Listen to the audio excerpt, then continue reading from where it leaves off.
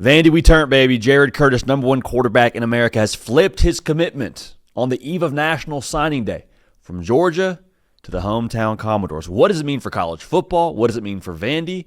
Should you be worried if you're Georgia? You just lost the number one quarterback in America. Should you be concerned? Is this a Georgia problem? We'll unpack all this right now.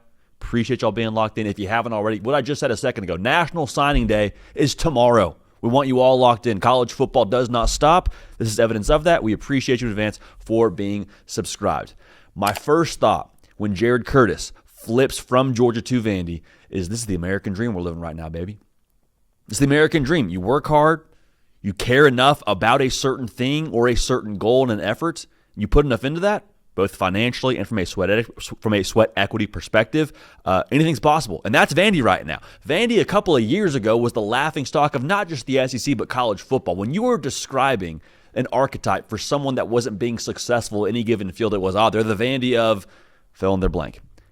Right now, that's not the case because of what Vandy's done on the NIL front, the way they have pushed the envelope on the field to be where they are right now in the conversation around potentially trying to backdoor their way into the college football playoff, having 10 wins, having a guy in Diego Pavia who should be up for the Heisman Trophy. Like, they have earned the right to be in this discussion and to have the number one quarterback in America flip. Now, a lot of things went into this flip.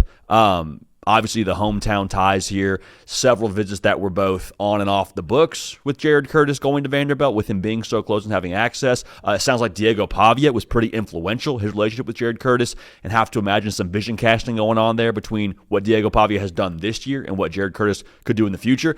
Also, let's be real here. Jared Curtis wants to play football. I don't want to sit around for a couple of years. He wants to play tomorrow, and being able to go to a place like Vanderbilt with the assumption now that Diego Pavia is not going to be back next year, you don't have to squint to see the field if you're Jared Curtis. It's the number one quarterback in the high school ranks, and having a chance to go make some noise here as soon as he steps on campus. Also, Clark Lea's extension, the fact that he's not leaving for anywhere else, the fact that you have stability as your head coach, that also matters when you make a flip like this. Now, also going back to NIL, I just mentioned Vandy has made efforts to be competitive on the NIL front. From what I have been told, the offer from Vandy when it comes to the NIL package was substantially more than what Georgia was offering. Doesn't mean Georgia's broke. Doesn't mean Georgia won't play ball on the NIL front, but Vandy said, no, this matters to us to keep a hometown kid in the hometown, to have someone that can be a change agent and keep what we have going here on the football side of things in terms of trajectory. We want to go in the top quarterback. We're willing to pay for it. And more power to Vandy. So when you talk about everything that Vandy's done this year, what I just said, continuing the trajectory of the Vanderbilt football program, the magic doesn't have to end this year with Diego Pavia, is I guess my biggest takeaway in all this. Like, this year's been awesome, and it's fun that you won 10 games, and Diego Pavia's hitting the Heisman Trophy pose and all those things. But I think if you're a Vanderbilt fan, before this flip, as much as you outwardly express some confidence and some optimism in the future of the football program under Clark Lee, there's also a part of you that says, well, yeah, but Diego Pavia's a pretty big part of where we are right now. With Jared Curtis, the number one quarterback, headed to your school now, it doesn't have to be a flash in the pan. It can be something with continuing and sustained momentum. And this is something we've said about Vanderbilt for a while, too, on this show. Why can't Vandy be a staple of sorts in the upper tier of college football?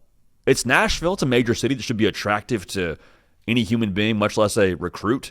It's a place that is playing in the SEC. It's a place that's now competing at a high enough level to attract people that want to, have success on the football field. Your head coach has now got sustainability. You got NIL, obviously, by nature of making this move. Like, Vanderbilt has all the pieces in place, and it speaks to where we are right now in modern college football. Again, if you care enough and you're willing to put in the effort to put your roster into a different tier and go land the top quarterback in America, you can achieve whatever you want to achieve. Texas Tech, a great example of this too. Flip their roster. Why? Because they were willing to make the move financially. They had the ability to make the move financially to go bring in top talent and restructure their roster. And now look at them. They are more than likely going to be in the college football playoff themselves. So on the Georgia side, I want to speak out of both sides of my mouth here a little bit. On one hand, there's no way to sugarcoat this. You just have the number one quarterback in America flip away from you. That sucks. I'm not telling you there's any positive in that. There's no good way to give you an angle here. There's no spin zone on Jared Curtis flipping away from you that could ever be a positive for a Georgia fan. At the same exact time, though, look at all the players of note, now just off the top of my head, that Georgia has missed on over the course of the last few years. Dylan Raiola flipped away from y'all. Very similar situation. Flips away. Hart wants what it wants. He's now at Nebraska. Okay, Caleb Downs missed on him not once but twice. A kid in the state of Georgia. Okay, and he goes to the portal, and again, you miss again. I mentioned on him twice. Justice Haynes, phenomenal at Alabama. He hits the portal. You miss on him not once but twice. Georgia didn't fall off the face of the earth because they missed on some high-profile recruits. So again, this isn't like a Georgia problem is what I want to make sure we say. I mentioned all those players Georgia missed on. Georgia won the SEC last year. Georgia's playing for the SEC title again on Saturday. Georgia's going to be fine. And this is not downplaying the importance of Jared Curtis. This is just sort of the fact of the matter. As long as Kirby Smart's your head coach, you're going to recruit at a very, very high level. And that's not changing because you missed on the top quarterback in the high school ranks. And potentially here, depends on what he does in the collegiate level, could end up being one of the top quarterbacks in college football, should he project the way that we think he's going to ultimately be as a collegiate prospect. So when you talk about where college football is right now, I think there's also a temptation here to say, well, is this a Georgia problem? JD, you just told us all the guys they've missed on. Missed on Caleb Downs, missed on Raiola. It's not a Georgia problem. This is just where college football is right now. The door is open with NIL to go and make a move and shake things up a little bit. So, yes, this is a Georgia problem in the vacuum of this moment because you just lost the top quarterback in America, but at the same time, everyone's dealing with this. Ask LSU about this last year. Bryce Underwood flips away. Is it an LSU problem? No. I don't think you can necessarily say that. It was a problem for them in that moment, but it's where we are in college football right now. And so here's one more thing I want to make sure I say. Again, I don't think Georgia has any NIL issues, but if there was a moment where you needed something to get you going a little bit, this would be that moment. Go back to the LSU discussion with Bryce Underwood.